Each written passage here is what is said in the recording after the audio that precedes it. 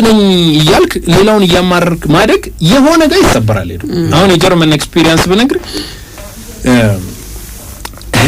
ከአመት በኋላ ሄድ አንድ ነገር ላይ 5 ሳንቲም ጨምሮ ላታገኝ ይችላል 10 ሳንቲም ከጨመረሽ በጣም ብዙ እየተደረጉ በቃ ያለ ነው ሰውም የሚያድገው ንግድ ምንድነው በባህሪው ብዙ የምትሸጣቸው ሸቀጦች ስላሉ በእነዛ ሸቀጦች ውስጥ ብዙ በሸጥከ ቁጥር ትንንሽ ገንዘቦች ተደምረው ባንዴ አንተን ወደ ላይ ይወስዷል አሁን ባንኮች ነኝ $1 በዚህን ያህል ገዝቶ ብሎ የ20 ሳንቲም ዲፈረንስ ላንተ ይሸጥልሃል እንዴ አሁን 20 ሳንቲም ምን ያተርፍባት ነው ትላለህ ብዙ በመሸጥ ነው የምታደርገው አሁን እነዚህ መሰረታዊ ሸቀጦች የሚባሉ ኔሴሲቲ ጉድስ የሚባሉት ላይ ምግብ እንደዚህ ምናምን ነገሮች ላይ በተኛው ሀገር ይመስለኛል በጣም ለሆነ ምጥረው አሁን የአይኤምኤፍን ሪፖርት ብታይ ወርልድ ባንክ የኢትዮጵያ ኢንፍሌሽን የዋጋ ንረቱ ዋና የሚባለው የምግብ ጋር ነው ይሄ የሚያሳየው የከምርት ጥረት ጋር እንዳለ ሆኖ ሌሎች ተያያዥ እንዳሉ ሆኖ ከተማ ሲደርስ ራሱ ያለው ትርፍ የምትይዝበትን በቀላል ማሳያ አላሳየም አትክልትና ፍራፍሬዎች እስቲ ማቅረቢያዎች በጅምላ የሚሸጡ ቦታዎች ሂድና ግዛና እዚህ አንተ ሰፈር ሲደርስ ያለውን ዋጋው የትራንስፖርቱን ደምርለት እዛው ውስጥ የሚያመጣው ላንተ 1 ኪሎ በሸጠልህ ላይ 30 ብር አትርፎ የሚሸጥልህ አይደለም በኪሎ አይደለም በጅምላ ነው የሚያመጣው አንተ ጋር ግን ሲደርስ በጣም ብዙ ነው በጣም ብዙ ነው ይሄ ምን ያሳያል ይሄ ምን ያሳየናል ነው ይሄ የሚያሳየን መሰረታዊ የሆነ ችግር አለ ማለት መሰረታዊ የሆነ ችግር አለ ስለዚህ የኛ ስብራት ከስነ ልቦናዊ ውቅራችንም ጋር ነው በያስባል ሁለቱም ምክንያቱም አንድ ማህበረሰብ አካል በጣም ሰፊ ሐሳብ ነውና ወሳኝ መልስ ነው ምንድነው ሌላ እንግዲህ ዓለም ሰው ህጎች ሌላ ዓለም ላይ ህጎች ስላሉ እነዛ ህጎች ናቸው አይደለ ህዝቡን ወይም ነጋዴ የተባለውን አካል እንግዲህ ከውጭም ያለውንም እየነገርከን ነውና ያ ነገር ህጉን ነው እንዲከበር ያደረገው የኛ ሀገር ይሄን መፍትሄ ለመቅረፍ መንግስት ህግ አውጥቶለት ደንገጎ ያንን በመተግበር ውስጥ ነው ሊስተካከል ብላ የምታስበው ወይንስ ደግሞ ማህበረሰቡ እንዳልከው ይሄ አዌርነሱ ምኑ ኖሮ ያመለካከት ለውጡ ኖሮት ማህበረሰቡ ጋር ነው እንዴት ነው ያለው ነገር ይሄን መፍትሄ ለማግኘት ምንድነው መደረግ ያለበት ከጉጎኑ ለጎን እንደው እንደ ቢሮ ኃላፊ ሆኖ እንደ መንግስት የንግድ ቢሮ ወይ ሌላው እንደ አካል እንኳን ባይሆን አንተም ካለ ተጽዕኖ ለመፍጠር አሁን በመልካም ጎኑ ከሚሰራው ስራ አንፃር አሁን ሊዲያ ያነሳቸው ይሄ ህግ ማስከበር እንትናችን ራሱ የዘመት ይሆናል ለምሳሌ ባለፈው ሊዲያ ታሶሻለች ከንግድ ቢሮ ዘይት በአንድ ሳምንት ባልተጠበቀ ሁኔታ 5 ሊትር የፈሳሽ ዘይት ባንዱ 300-500 ጭማሪ አሳየና ፕሮግራም ሰራን ከዛ ንግድ ቢሮ ነው ይሄ ሰው ሰራሽ ነው ነጋዴ ስግብግብ ነጋዴ ፈጠረው እንጂ እጥረት የለም ከዶላር ጋር የማይገናኝ ብለው የቢሮ ኃላፊዎች ለኛ መልስ ሰጡ እስቲ አሁንም ያ ዘይት አልወረደም የሚገርም ነገር እና ህግ ማስከበር ሂደቱን ራሱ እንዴት እየታዘብከው ነው ለምሳሌ ጥናት አድርጎ ይሄ መንግስት አካል ነው የንግድ ቢሮ ምንም ምክንያት ነገር የለም ካለቆ ያንን ወደ ነበረበት ህግ በማስከበር መመለስ ይኖርበታል እና አንዳንዴ የዘመቻ ስራን ሰራና እንጠፋለን ግን ሸማቹን ከዚህ ዋጋ ጭማሪ ያናድ ነው ከአንድ ሰሞን መግለጫ አይዘልምና እሱ ላይ ትዝብተን ብታነሳን ብዬ ነው እኛ ሀገር ደግሞ ምንድነው በዚህ ኮታሬ ሁሌ የሆነ ነገር ይጨምርና ከዛ ዝቅ ማለት የለበትም ወይ ይጨምራል ወይ ይዘው ባለበት ይቆማል እንዳልከው ያስከብርም አካልም የለምና ያንን ነገር እንዴት ነው መፍትሄስ ምን እናገኘው ሚሊዮንስ እኔ አሁን ያውላ ሳይንሳዊ የሆነውን እንዴት ነው ፍላጎትና አቅርቦትን ማጣጣም የምንችለው ምን ቢደረግ ነው የዋጋ ንረት የሚወርደው እነዚህ ብዙ አይነት መዋቅራዊ የሆኑ ችግሮች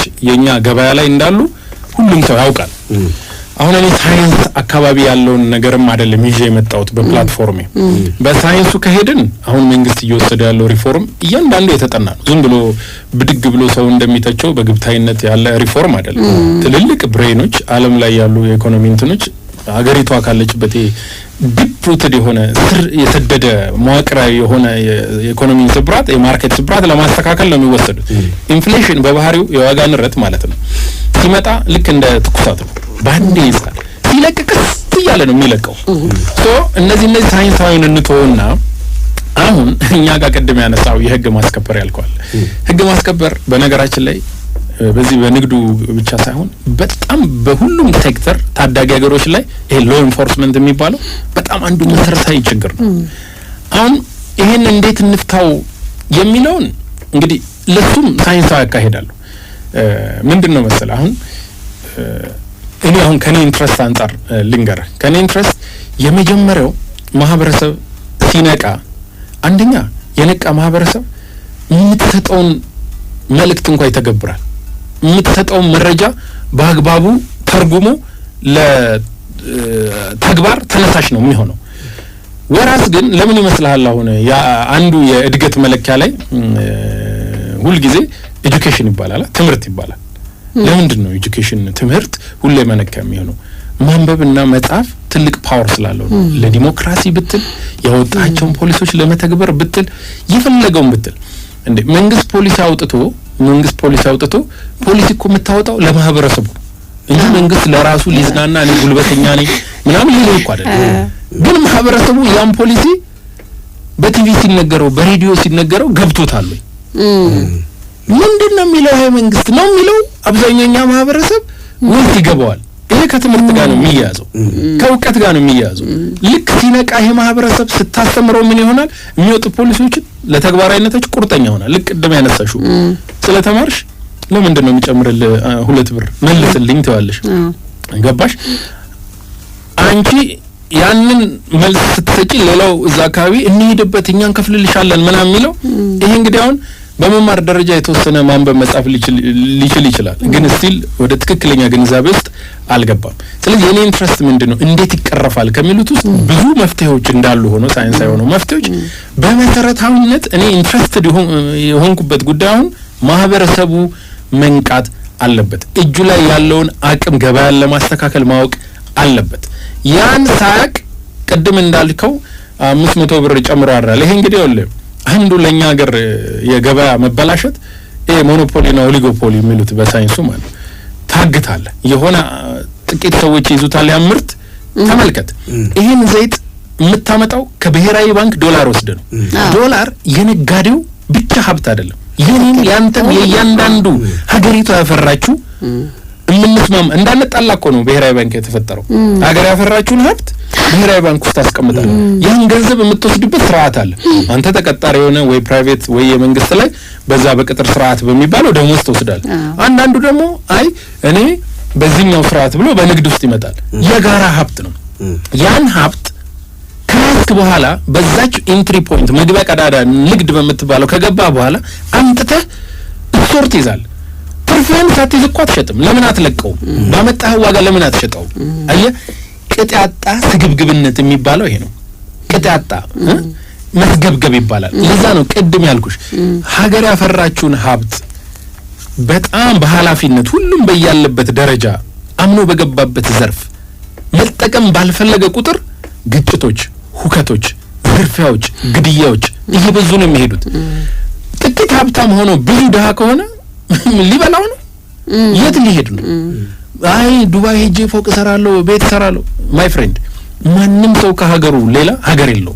እንደውም አሁን ዓለም በተለይ አሁን ማንም የሌላ ሀገርን ሰው ማየት የሚፈልግበት ሁኔታ አይደለም። ሁሉም የራሱን አስከብሮ የሚኖርበት ሰዓት እያየን ያለ ነው። እና ኃላፊነት የመውሰድ ስነ ልቦና መፈጠር አለበት የንግዱ ማህበረሰብ። አውቃለሁ እኔም የንግድ ማህበረሰብ ውስጥ ያሉ ዘመዶች አሉኝ። በኃላፊነት የሚሰሩ አሉ፣ በኃላፊነት የማይሰሩ አሉ።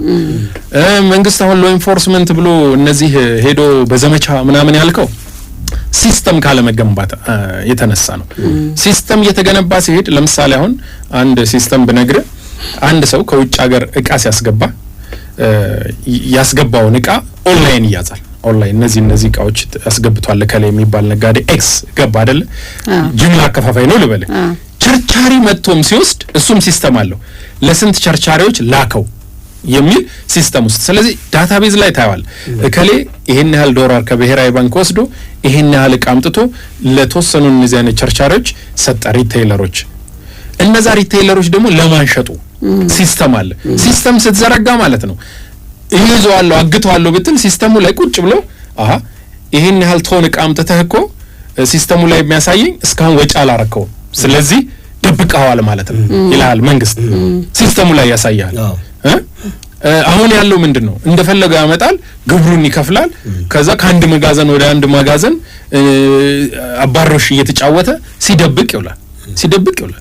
ነገ እመነኝ፣ ነገ በዚህ ህዝብ ቁጥር በዚህ ሞራል ሁኔታ እንቀጥል ከሆነ ነው ማለት ሀገር በፖለቲካ ምናምን ልዩነት የምትፈርስ የሚመስለው ሰው ብቻ ይሄ እንደውም የኢኮኖሚው ጋር ተያይዟል የንግዱ ኢሹ ሊያኗኑረን አይችልም ለምን የንግድ ስርዓት ማርኬት የትኛውም ዓለም ሴንትራል ፖይንቱ ነው አሁን ምሳሌ ልንገር አሜሪካ ብሔራዊ ጥቅም የሰጥም ትሰማለህ በሚዲያ ምንድነው የአሜሪካ ብሔራዊ ጥቅም አንድ ሀገር ሄዶ ብዙ ወታደር ማስቀመጥ አንድ ሀገር ሄዶ መደብደብ አይደለም የገበያ ስርዓቴን ሀገሬ ውስጥ የፈጠርኳቸው ያመረትኳቸው ምርቶችን በአለም ያለ ገደብ ዞር የሚሸጥበትን የሚያስተጓጉል ቀይ ባህር ላይ ያለ አሸባሪ ሜዲትራኒያን አሸባሪ ካለ እጨፈጭፋለ ህገ መንግስታቸው ላይ ሁላ ACCT ስንት የሚባል ቁጥር አለ ብሔራዊ ጥቅም ማለት ነው ገበያ ማለት ነው የዓለም ዋናው ፓወር እሱ ነው ለሀገርም ፓወር እሱ ነው ገበያን ባበላሸ ቁጥር አንድ እንዴት ነው ተረጋግተህ መዋኛ ገንዳ ግቢ ውስጥ ሰርተ ፎቅ ደርድራ ልጆች ወልጄ በደስታ ኖራለሁ ብለ ማሰብ ጅልነት አዝነዳ መኪናት እንደ መንገድ ለውጥ ማለት ይሄንን ለመቀየር ብዙ ሳይንሳዊ መፍትሄዎች አሉ ገበያን ለማረጋጋት የኔ ኢንትረስት ግን ንግዱ ማህበረሰብን የሚሆን ሸማቾች ማህበረሰብ ሪዘናብል የሆነ ሶሳይቲ እንድንፈጥር ግንዛቤ ማሳደግ ያሉ ተከትለው የሚመጡ ኮንሲኩዌንሶችን መረዳት መቻል ከስግብግብነት ጋር ያሉ ስነ ልቦናዎችን ባንዴ ባይቀረፉም ቀስ ይያሉ መለማመድ አብሮ መኖርን መልመድ መቻል ነው ልዩነቶች አሉ አብሮ መኖር ማለት ሶሻሊስት ነው ይያልኩ አይደለም ሰዎች በልዩነት ሲሰሩ ነው ለውጥ የሚመጣው ነገር ግን ያላግባብ ህዝቡን ያማረርክ ያላግባብ ዕቃ የደበክ ዋጋ የተመንክ እንደፈለክ ይያልክ ከህዝብ በወሰድከው ገንዘብ ሀብት ማፍራት ሳያስደስት ሌላ ትርፍ ከፈለክ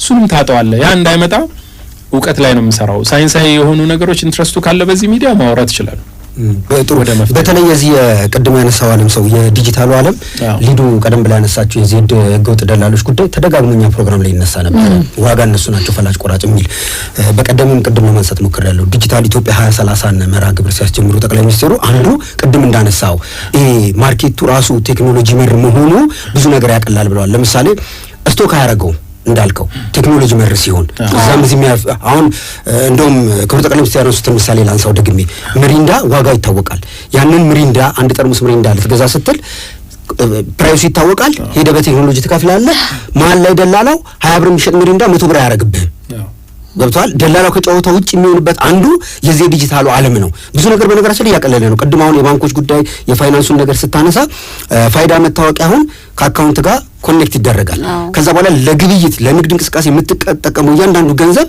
በዚህ በዲጂታሉ ዓለም ቁጥጥር ስር ላይ ነው ያለው አንተ ስትገዛ በደረሰኝ ነው የምትገዛው ይታወቃል እዛ ላይ ቆጣጠረዋል ከዛ ስትሸጥ የሸጥክበትም ይታወቃል በነገራችን ላይ በርግጥ ከኢኮኖሚ ባለሙያ ስንጋብዝ ወደፊት እናነሳዋለን አንዳንዶች ይሄንን ፋይዳ መታወቂያ ከአካውንት ጋር ኮኔክት ተደርጎ የሚመጣውን የዲጂታል ዓለም በሌላ መልኩ የሚገልጹ ሰዎች አሉ በቃ ሰው ባንክ ከመሄድ እንደዚህ የሚጋለጥ ከሆነ ፍራይ ስር ቢያስቀምጠውስ አልጋ ስር ቢደብቀውስ ብሩን ወደ ባንክ የሚሄድ ብር ይቀራል ምናምን የሚል አላቸው ከኢኮኖሚ አንፃርኛ እንደ ፕሮግራም እንግዲህ ቀጣይ እናየዋለን ግን ዲጂታሉ ዓለም በራሱ አንድ አሁን ያነሳነው ችግር ሶልቭ የሚያደርግ ነው ለማለት ፈልጌ ነው ከዚህ ጋር በተያያዘ ልክ ነው ስቶክ ደግሞ ማድረግ አሁን ደጋግመን አድማጮቻችን ያነሱታል እኛም አንተም ያነሳው ነበር በጣም ብዙ ጊዜ የአገልጋይነት ስሜት የለንም የትኛውም የሙያ ዘርፍ ላይ አይተን ከሆነ አሉኩ ያሉትን አይደለም እኛ ያለ ነው ትንሽ ፐርሰንት ነው ያለው እንዳልከው እንደ ሀገር የሚያስፈራው ይሄ ነው የንግዱ ጤናማ ሲሆን ነው በቃ ንግዱ መኖር የምንችለው እና የአገልጋይነት ስሜት የለንም የመጀመሪያ እንደ ሀገር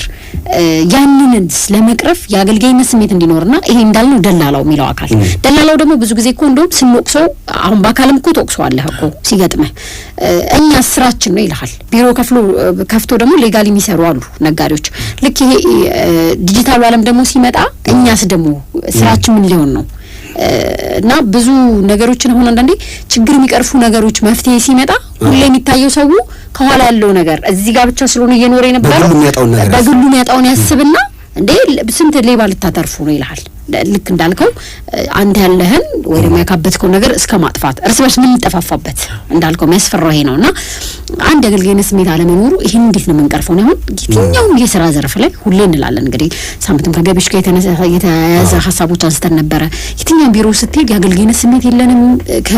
በጠዋት ከመለካከፍ ነው የምንጀምረው እንደው ቃሉን እንትን ላለ ማለት ያስ ምንድነው? ይሄን እንዴት ነው የምንቀርፈው? የአገልጋይነት ስሜት ቢኖረን እንዳልከው ተጠንቅቀን ንግዳችን ላይ የትኛውም ጤናማ ነገር ላይ ይሄ ስግብግብነቱ ይቀራል። በዛ ላይ አማኝነን የምንል ሀገር ነን ኢትዮጵያኖች።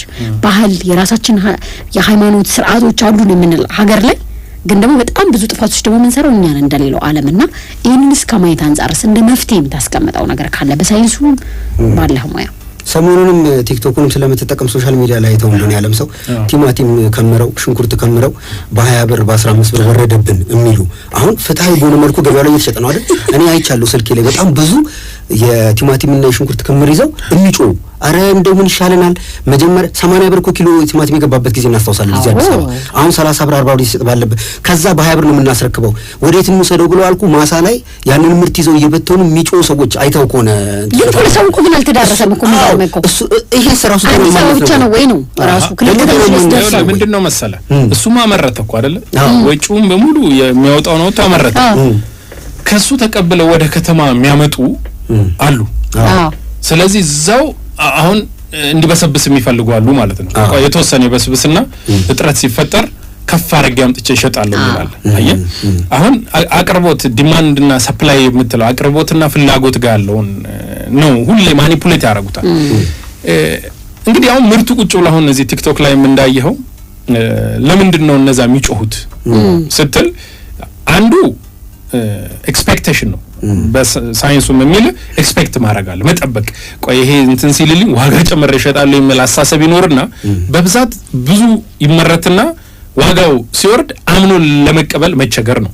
ሁለተኛውና በብዛት ብዙ ጥናታዊ ጽሁፎች ላይ እኔ ያየሁት በተለይ ግብርና አካባቢ የእሴት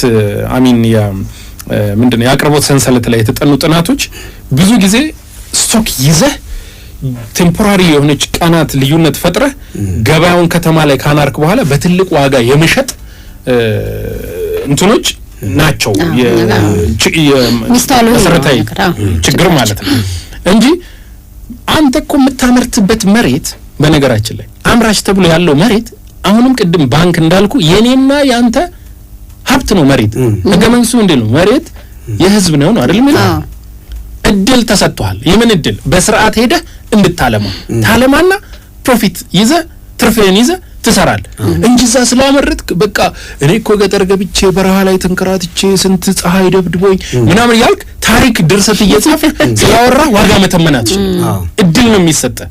አንድ መንግስት ሰራተኛ አሁን ባለው ደሞዝ በዝቅተኛ ደሞዝ መስሪያ ቤት ገብቶ ሲያገለግል ደስተኛ ሆኖ ነው እሱም ማንቋረር እኮ ይችላል።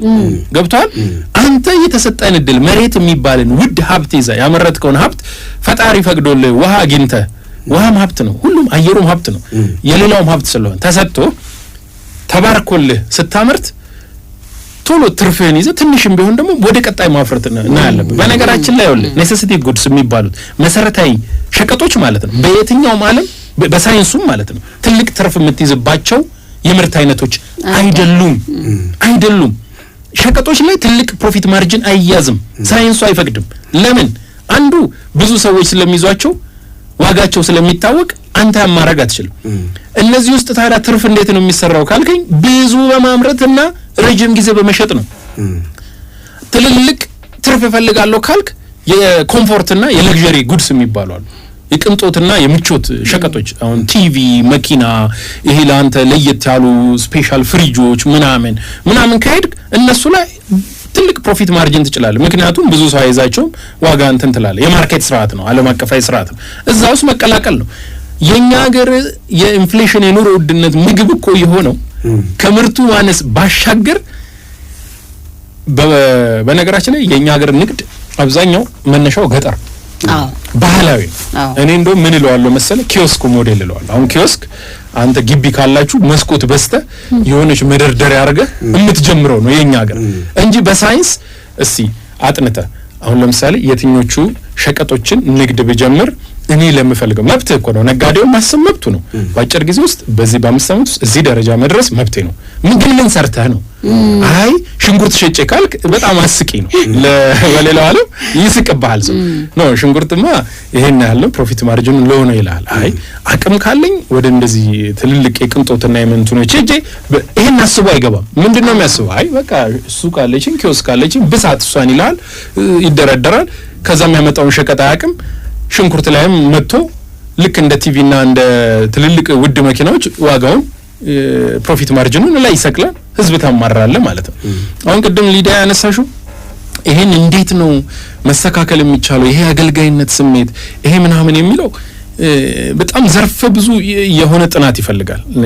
መፍትሄውም በጣም ብዙ አይነት ነው የሚሆነው። ግን አንድ ነገር እኔ ሁሉም ቆም ብሎ መጠየቅ ያለበት እኔ ቀላል ሊሆን ይችላል ብዬ የማስበው መቼም በራስ ላይ እንዲደረግ የማትፈልገውን በሰው ላይ አታርግ ይላል ሁሉም እምነት አይደለም።